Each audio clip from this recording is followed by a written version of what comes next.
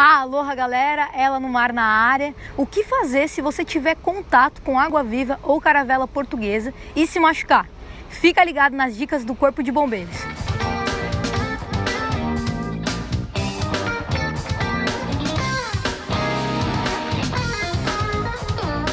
O verão tá chegando e com ele chega uma galera em peso na praia. Você sabe de quem eu tô falando? Eu tô falando das águas-vivas e das caravelas portuguesas. Muita gente não sabe, mas esses animais são diferentes.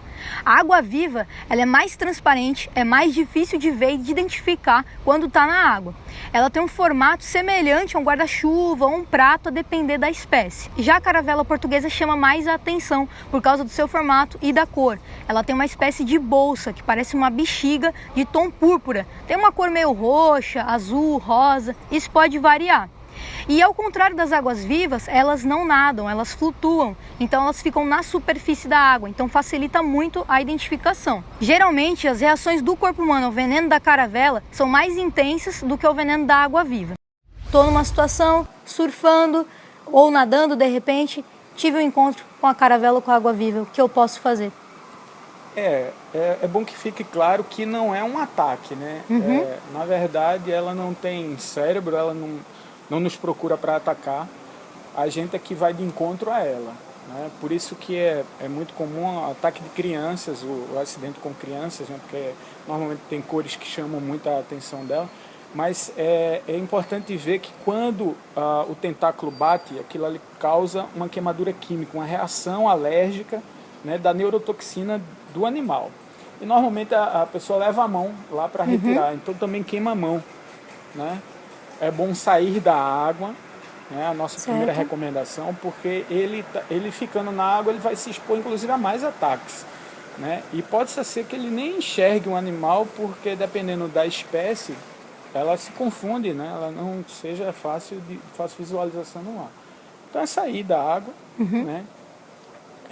E retirar mecanicamente os tentáculos, não com a mão, porque senão você vai estar, inclusive, você pega no tentáculo, passa o veneno, a neurotoxina para a mão, queima a mão, e às vezes você ainda vai, toca em outra parte do corpo lá, e pode agravar e espalhar a lesão, tá? Não deve ser usado água doce, porque por uma reação osmótica, ele vai liberar mais veneno ainda. É sempre bom que use a própria água do mar, né? Ela ajuda muito. E se você tiver um instrumento que você possa fazer a retirada, né, sem agredir muito a lesão que já existe, aí você retira mecanicamente ali, né, e conduz para o hospital. O sintoma mais presente é a dor, que ela pode ficar de 30 minutos até 24 horas, e decorrente dessa dor, casos mais graves podem gerar até uma parada respiratória, se for uma criança, né, quanto menor o tamanho, mais o veneno vai ser diluído no corpo, né? E uma opção que vai inativar o veneno é o vinagre, né? Agora a gente tem um receio de indicar o vinagre, porque muitas vezes o vinagre, onde é que a gente vai conseguir esse vinagre? Vai conseguir num bar, vai conseguir em algum lugar. Possa ser que aquela substância já esteja ali há muito tempo, tal, pode haver alguma contaminação. Então é um risco que a pessoa corre de usar o vinagre, apesar de que o vinagre é uma substância que vai inativar o veneno, mas dependendo das condições que esteja lá no bar, ela pode contaminar também. Entendi. Né? Se a dor for muito grande, se o veneno está atuando lá, se a neurotoxina estiver atuando lá, eu até recomendaria usar o vinagre, tá? Mas com esse risco de contaminação. O sintoma inicial tem que ser dor, por isso que a estatística não é tão confiável, porque a pessoa está doendo ali e vai para casa.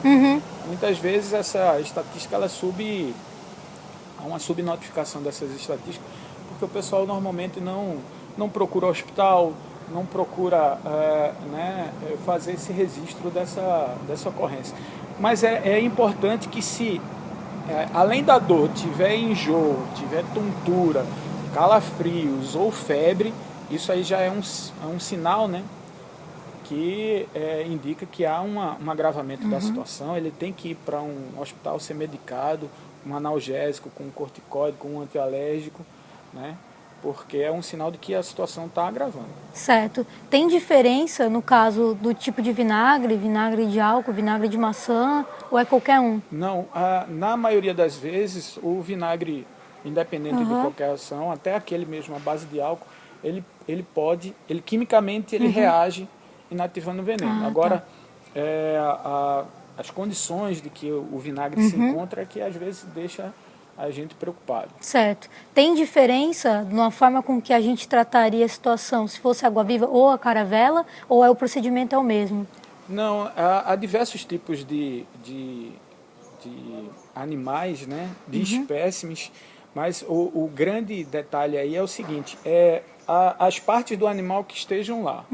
Tá? Quanto maior o tentáculo, normalmente maior a agressão, quanto mais tempo ele ficar lá, mais profunda vai ser a lesão. Né? Graças a Deus, na nossa estatística aqui, a gente tem pequenos lesões, pequenos acidentes, diferentes de outras partes do mundo que o animal realmente tem tentáculos muito maiores e tem venenos muito mais urticantes do que os daqui. Aqui em Noronha, por exemplo, tem espécimes que até o veneno ele é quase que assintomático. A lesão é bem superficial mesmo aqui em Noronha.